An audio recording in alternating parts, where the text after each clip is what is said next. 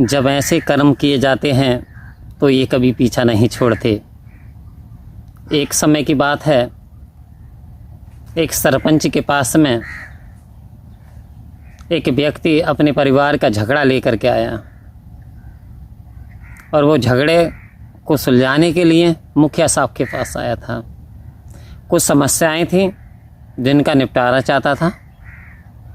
काफ़ी नाम सुना था सरपंच का। जब सरपंच के पास में आया घर पर तो देखा जो सरपंच की पत्नी थी वो सरपंच को बहुत गालियां दे रही थी, बहुत गालियां दे रही थी। असभ्य व्यवहार, गाली देना बात बात पर। तो मन में ये विचार आया कि जो सरपंच अपने घर का झगड़ा नहीं मिटा सकता तो वो मेरा झगड़ा क्या सुलझाएगा। अब जैसे सरपंच की नज़र उस व्यक्ति पर पड़ी, सरपंच ने कहा, भाई बताओ कैसे आए हो, क्या समस्या है। कह रहे जी मैं अपनी समस्या तो बाद में बताऊंगा, लेकिन एक बात बताओ पहले तुम्हारी समस्या क्या है। ये कौन है जो आपको इतनी प्यारे प्यारे वचन सुना रही हैं। कह रहे जी ये मेरी धर्मपत्नी है। अच्छा, तो बोले ये एक दिन का काम नहीं, ये तो डेली सुनाती है, जब भी मौका लगता है, सुबह हो, दोपहर हो, शाम हो। बोले ऐसे ही। बोले हाँ जी ऐसे ही वचन सुनाती हैं और मैं सुनता हूँ। बोले क्यों, वाय। तो कह रहे इसके पीछे भी एक रीजन है, गहरा रहस्य है। बोले कैसा रहस्य। बोले छोड़ो पहले आप अपनी बात बताइए। व्यक्ति बोला पहले मैं अपनी बात बाद में बताऊंगा, पहले मुझे आप बताइए कि इसके पीछे क्या रीजन है, क्या कारण है जो आपको दिन प्रतिदिन ये गालियाँ देती हैं। तो वो कहते हैं कि एक समय की बात है कि एक गाय एक कीचड़ में धंसी पड़ी थी और वो गाय जब कीचड़ में धंसी पड़ी थी और एक कौवा उसे नोच रहा था, नोच नोच के अधमरी हालात में उसे खा रहा था, नोचता था। वो बहुत कराती थी, तकलीफ़ होती थी, लेकिन वो कौवा नहीं छोड़ रहा था, चोंचे मारता था।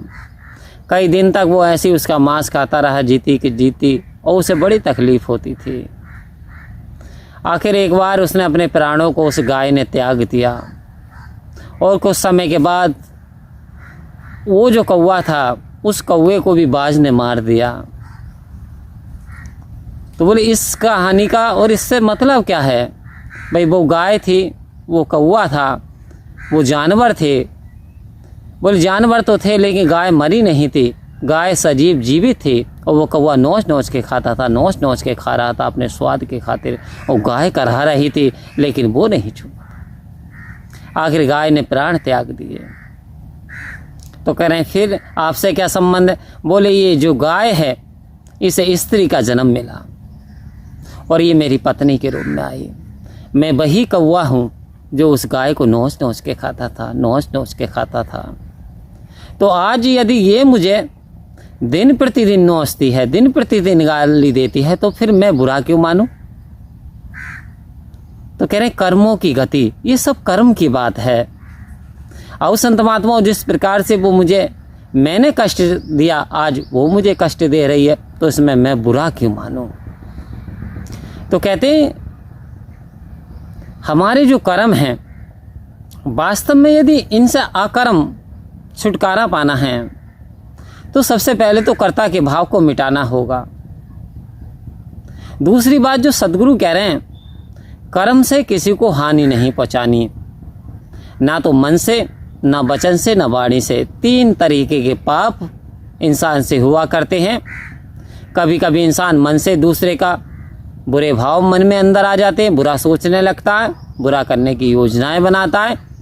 तो कहते हैं ऐसा पाप मानसिक पाप हो जाता है, ये भी पीछा नहीं छोड़ता। एक वाणी का पाप, आवेश में आन करके व्यक्ति किसी को गालियां दे देता है, असभ्य व्यवहार करता है और ऐसे ऐसे शब्द बोल देता है जो किसी के मन को अच्छे नहीं लगते। तो कहते वो वाणी का पाप हुआ करता, वाणी से किसी को नुकसान पहुंचाना, क्षति देना। कह रहे हैं एक शरीर का पाप होता है। शरीर से यदि आप इस शरीर से किसी का शोषण करते हो, किसी का बुरा करते हो, किसी का अन्य बैड हैबिट्स, कुछ भी बुरा कर्म आप करते हो शरीर से, तो कहते शारीरिक पाप है। तो ये सब पाप हैं और इस पाप का बदला तो साहब कि करनी करे तो क्यों करे, क्यों करके पछताए, और जब कांटे बोए बबूल के तो आम कहाँ से खाए। अर्थात जब तुमने कांटे बबूल के बोए हैं तो आम का फल नहीं मिल सकता। अर्थात बैड आपने वर्क करा है, बुरे का आपने कर्म करे हैं, तो आपको सही फल कैसे मिल जाएगा। तो सदगुरु भी तो इस ओर इशारा दे रहे हैं कि यदि हम इंसानी जामे में आए हैं तो मानवीय मूल्य हमारे अंदर आ जाएं, मानवीय गुण हमारे अंदर आ जाएं, हमसे प्रेम करना आ जाए, हमें सदाचार में रहना आ जाए। कहा कि ज्ञान कर्म में ढल जाए तो जीवन का श्रृंगार बने। आज सदगुरु ने हम पे बड़ी कृपा करी। पापी होते साथे भी हमारे कर्मों को न देखा, हमारी जाति को न देखा, हमारे वर्ण को न देखा, यानी सब प्रकार की बुराइयों को हटाते हुए सतगुरु ने हमें ब्रह्म ज्ञान की दात दे दी। अब कह रहे ज्ञान तो ये है, यानी अच्छा करोगे तो उसका परिणाम अच्छा होगा, बुरा करोगे उसका परिणाम भी बुरा होगा। परंतु इस ज्ञान को यदि कर्म में ढाल लोगे, सतगुरु कह रहे साधु वेश फकीर बन करके किसी पे बोझ भी नहीं बनना। ज्ञान कर्म में ढल जाए तो जीवन का श्रृंगार बने। जीवन को निखारना है तो इस ज्ञान को कर्म में भी ढालना होगा।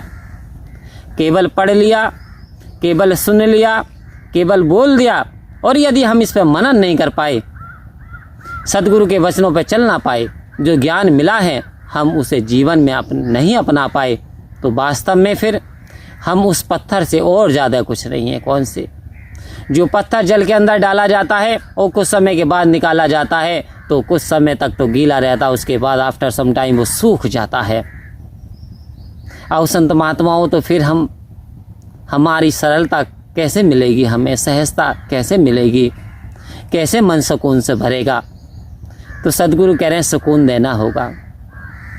सुकून चाहते हो तो सुकून बांटना होगा, प्यार चाहते हो तो प्यार बांटना होगा, अपने लिए सम्मान चाहते हो तो सम्मान देना होगा।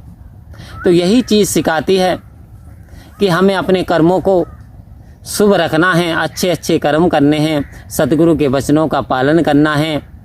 जीवन में सेवा सत्संग सिमरण इस संसार में रहते हुए कर्म करना है। बेशक पालन पोषण घर का सारा काम करो, पर मन रखो परम पिता परमात्मा में, जो कि सर्वशक्तिमान सर्वदाता सभी पे कृपा करने वाला है। वास्तव में यदि इस दांत को पा लिया है और फिर दांतों में हमें उलझना नहीं कि दांतों में फंस करके दाता ना भुला देना, यूँ जन्म अमोलक है इसे यूँ ना मिटा देना। बहुत हीरा जन्म मिला है मनुष्य का, तो हमें इसे यूँ ना गंवाना है। सतगुरु के वचनों को सर माथे से अपनाते हुए यदि वास्तव में जीवन जिएंगे तो जीवन में कुछ आनंदी कुछ और होगा। परम प्यार से बोलिए धन्यवाद जी।